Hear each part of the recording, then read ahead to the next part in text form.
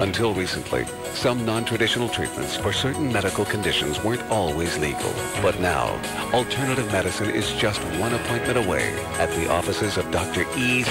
Wider. Hi, I'm Dr. E.Z. Wider, and the thing I like best about being a doctor is I can prescribe drugs, Dad. Just one call to Dr. E.Z. Wider can put you on the road to a quick and painless cure. The doctor will, see you now. Well, actually, I have the stiffness of my joints. Oh, well, dude, you're just rolling them too tight. No, it's my bones. Well, lucky for you, I'm a bone specialist. Wow. One call to Dr. E.Z. Wider, and your problems will disappear in a puff of smoke. Smoke this medication 3 times a day. Or whenever you're listening to the Black Crows.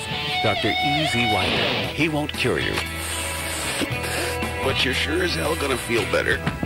All right, it's 1:16 on a Friday afternoon. Tommy Chong, the star of the Summer '97 Comedy Jam tonight at the Surf Ballroom, is here in the Fox studio with me. Tommy? Yeah, I'm here, baby. Hey, man. All right. You got busted a while back, didn't you? Yeah, I did. Yeah? I did at the border.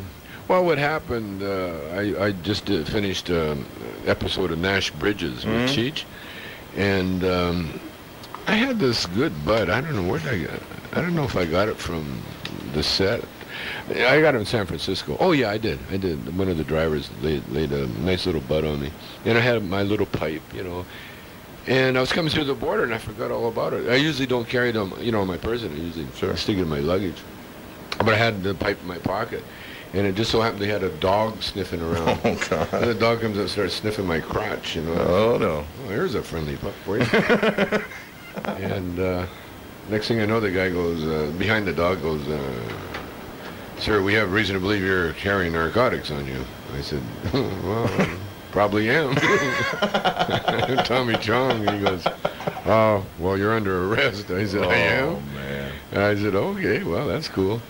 What do we do?" And so he takes me in a room and he searches me. And he gave me all this, spiel. It'd be easier if I tell him where the stuff is and they don't have to tear my stuff apart. Oh, God. I said, "Sure, no problem. I think I got a bud here and a bud there." I didn't have much. And so he searched it, and then they tore the stuff apart anyway. It's crap, by the way. If you help them out, right. And so then they had to strip me. You actually got stripped? I got stripped, right? Bare, right naked? Down. Well, almost, to my shorts, And I told him, I said, "Listen, if you find any dope up there, it's yours." That reminds me of a phrase that I can't use right now, but you can keep it. Oh, man. And so then I said, "Well, that's it." I said, "Do I get a fine? Do I go to court?" And he said, No. That's it. You're free. I said, "Nothing?" And then I realized, if they put me, to court or something like that I'll fight it. I'll win.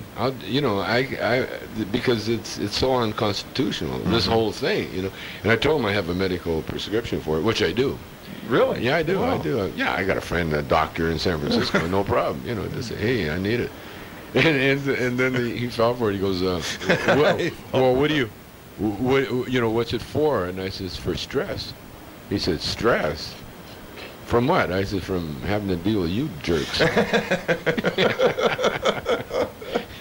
And so anyway, what they do, they red flag you. They put you in the computer. I was reading that, yeah. Every time you go through the border, they send me in the little room to be searched. Of course, you don't search me because I'm having fun with them now.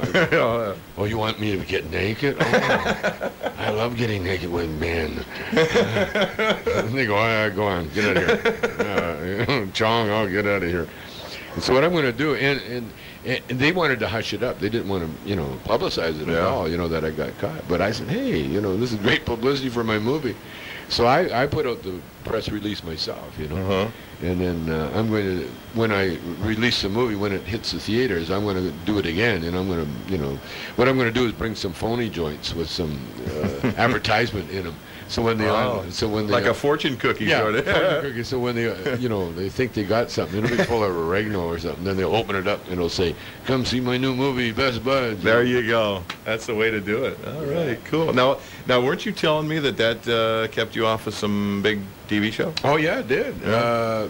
We were supposed to do Oprah. How do you say her name? Oprah Winfield. The black chick. We're supposed to do her show. And I got to call my publicist, phone me up because we've been bumped, we've been canceled because of the bust. I said, really? You know what happens is those people, they don't want me on the show because they're afraid I'm going to bust them.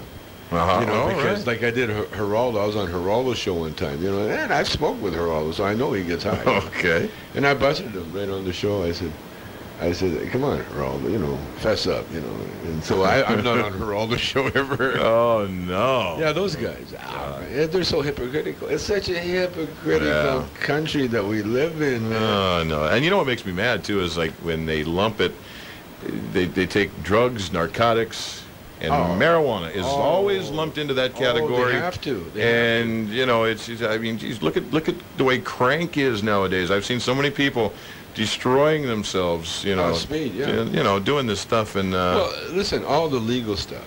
You know, I was reading the news. They got a Bureau of Firearms, Tobacco, and Alcohol. Right. There's the three biggest killers of our country. And they even got a section of the government that oversees these people. Sure. There it is. Firearms kills more people than anything. Alcohol helps fire the idiots up, and tobacco, lung disease. There you go. And that stuff is legal. Okay. Now here's a little bud that grows by itself in the field. You know, a little flower, little bud. Man doesn't have to do anything to it. Bud, just dry it up a little bit. You can eat it, smoke it, stick it up your butt. You can do anything you want with it, and it's gonna get you feeling good. Yeah. It doesn't make you feel bad. It makes you feel good. The only time you feel bad is when you can't get it, and it's not addicting. Yeah. It's so ridiculous. And eventually, in our lifetime, you know, it'll be proven that not only does it doesn't hurt you, it helps you. Yeah.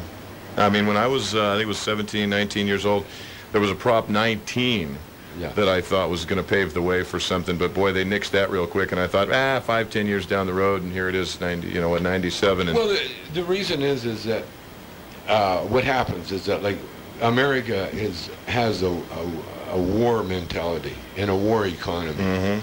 Everything's based on keeping a military, you know, which drives their taxes crazy. That's why Japan and Germany, they're the richest countries in the world, because they don't carry a military. You know, they're not allowed to carry a military, you know, because of the wars they lost. And so as a result, Japan and Germany, you know, West Germany, they have no huge budget for military. Wow. Which we do. America has this huge budget. And part of that budget, you know, if you put, you know, the police, you know, the police and the prisons into that category, you know, the war category. Yeah. They need an enemy, and the only enemy that they can come up with that doesn't shoot back is potheads. You know, so it's very easy to to make sure that the potheads are in there, because now they can get this big budget for, you know, to fight the war on drugs. You know, which is all bogus. It's total bogus, man. And it's bit them in the butt already. You know, because what happens, you know, when you have the prohibition, it changes turns a lot of the law enforcement people into thieves. I've seen on television, you know, there's so many corrupt cops, you know, in the country. Miami, New York, L.A. Got that right. It goes on, and that's why.